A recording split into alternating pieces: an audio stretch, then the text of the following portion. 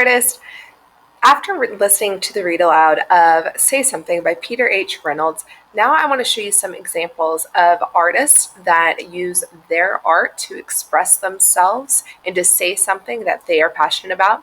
And then I'm also going to show you some examples of different kids around your age that use their voice to make a change in this world.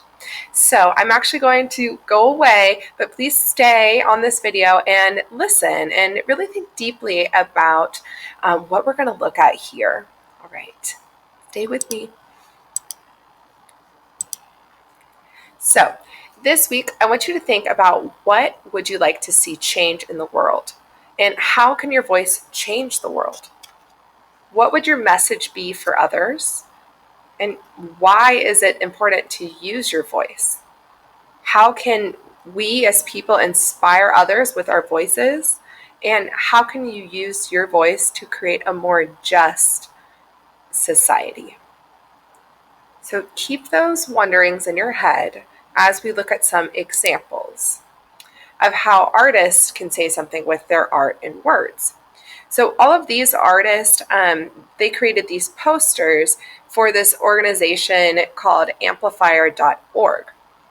Amplifier is a nonprofit design lab that helps artists build art to amplify the most important movements of our time happening currently right now. And I want you to look at everything these artists say with their art and their words and be thinking about how can you use your artwork to amplify or make your voice be louder and be heard. So to begin, here is a poster by Shepard Fairey. It says, "We the people protect each other." So think about the power behind the message he is sending. This is Stat the artist. It says, "Invest in community." The picture of someone graduating. Here's another poster by B. Harris. It says, "Find your peace." When it's difficult and there's some not very peaceful things happening, how could you find peace in your day-to-day? Here are some more examples. This is by Haley J. Pope. "Every minute is a chance to change the world." And this is of Dolores Huerta, who was an activist. It's a little shout out to her. Here's another poster, "Climate Justice Now" by Peter Paw. And it just shows that how if we don't take care of our environment, we're going to see just some destructive things happening. So again, this is a call to action. And this is by Jessica Sabogal, and it says, "Yo soy perfecta," and that just means I am perfect. So think about that message that she's sending to everyone that sees that. And also you can think about what someone might need to hear. Right? Maybe this is, I think her message is saying that you're perfect the way that you are. And that's a great message to build self-esteem, build self-love, self-confidence. And here are a few more examples. This is by Christian Rincon. "Honor our first responders," sending a message to, hey, let's respect all the first responders that have been working tirelessly for over a year now to help us during this global pandemic. "Together we can" is their message here. And this is by Dimas Suga Kahaya. Yes, expressing that, hey, and we can work together to get past this. And by Alessandro Ventrea, "Stay strong, everything's going to be all right." So more a message of positive here, right? We need to work together and things will get better. So the world really does need your voice. And I want you to think about, what will you say? And here are some examples of how kids' voices and actions have actually changed the world. I'm going to go through these just a little quickly, but I've provided some videos of some of these kids if you're curious and want to learn more about them. So one example is Greta Thunberg.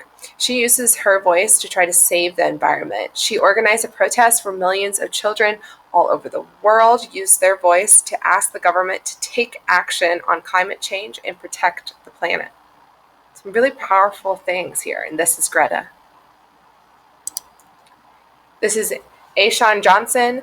When he found out that the city of Chicago was closing a lot of schools, he used his voice to speak out and fight to make sure that his school was not closed. Look at this. This is Ashawn at the very first speech that he gave. He's very young, right? There's no age limit to using our voice to try to make this world a better place. No age limit. And then this is Mary Copeny. She's from Flint, Michigan, and the drinking water in her city of Flint, Michigan got dirty, and it was no longer healthy to drink. And Flint is still dealing with these issues today. This is current. When the government wouldn't fix it, she used her voice to bring attention to the problem. And she's actually been able to fundraise a lot of money and bring clean drinking water to people in her community. Really powerful, guys. Look how old she is, around your age. And last kid that I'll show for today is Malala Yousafzai. She lived in Pakistan where girls were not allowed to go to school. But when she was 10 years old, she started using her voice to demand that girls be allowed to go to school at the age of 10. So pretty amazing. I want you to think about, hopefully those kids gave you some inspiration. And now, before you go on to my next video where we start our self-portraits, think about what you care about. So these are some things I typed up and are important to me, some things that define who I am and what I'm passionate about and what I try to express, that I need to use my voice to change and to make a difference. So it's your turn now. I want you to sit down, get a piece of paper, and start thinking about what you want to say. How can you use your voice to change the world? It could be a phrase, or you could sit down and write down some things that you are passionate about, and that could help you think of something that you're going to put on your self-portrait. So thank you for listening. Let's move on to the next video after you have brainstormed a little bit. Come back, watch my next video, and we'll actually start building our digital self-portraits.